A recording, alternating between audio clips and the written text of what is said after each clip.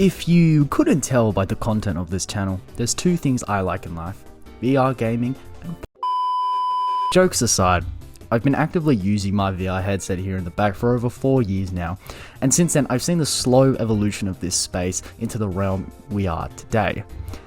However, I am concerned that the space we find ourselves in regard to the potential of VR gaming has, for lack of a better term, peaked.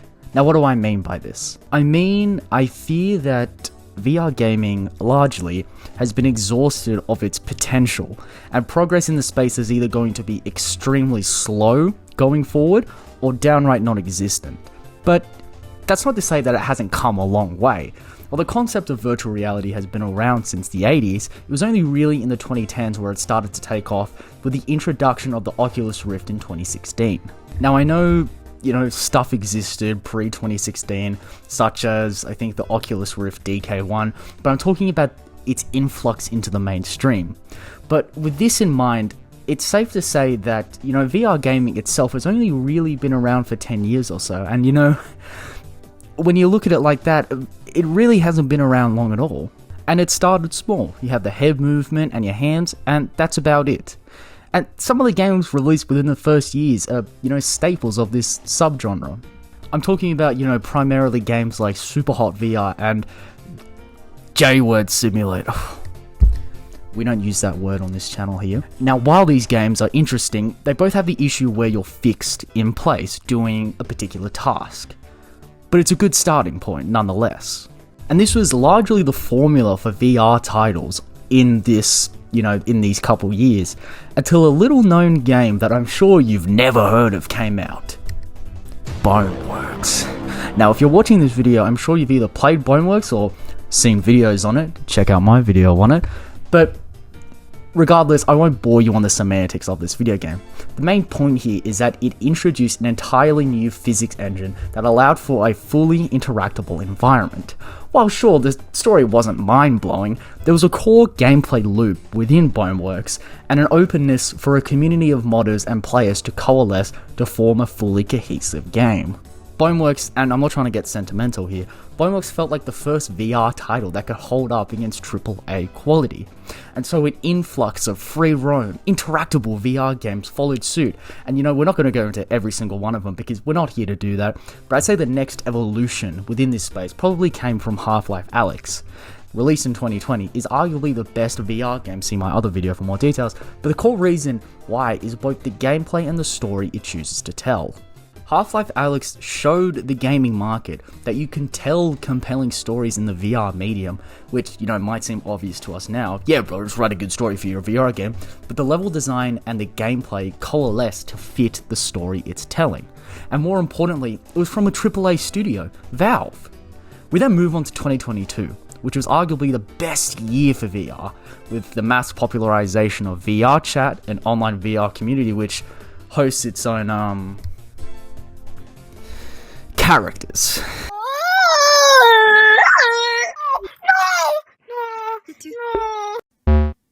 Now, whether you think VR chat is a degenerate riddled shithole or not is your interpretation, but its popularity is definitely felt in the gaming space, and it is showing no signs of slowing down.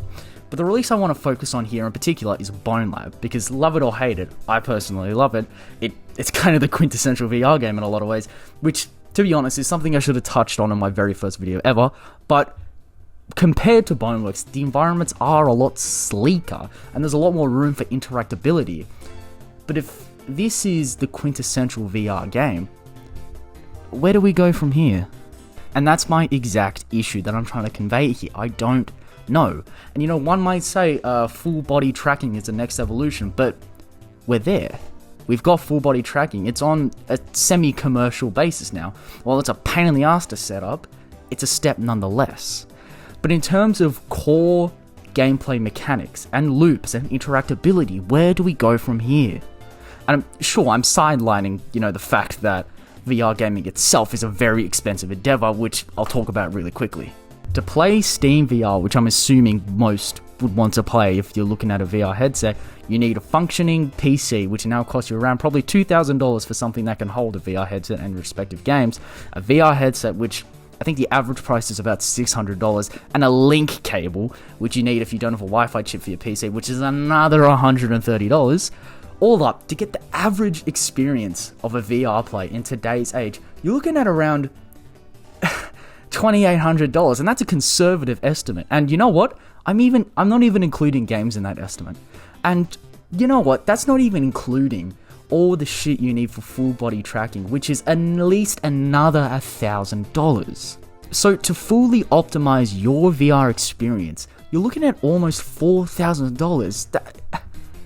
I don't got that kind of money, man. I gotta pay for gas, which might be a bit more difficult now. But say you have all that money and buy everything, good for you. But for the overwhelmingly larger sect of the community, we're often left with our thumbs up our asses waiting for some sort of innovation. And sure, you can argue that this issue isn't unique to the VR gaming space, but is rather indicative of the overall gaming industry. But because I think that there is that disconnect between the player and the game, it allows developers to do more outside of the VR space.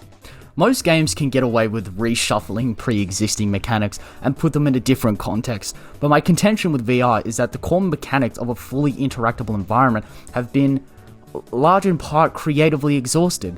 And you know, that's not a bad thing per se, but like I keep asking, where do we go from here?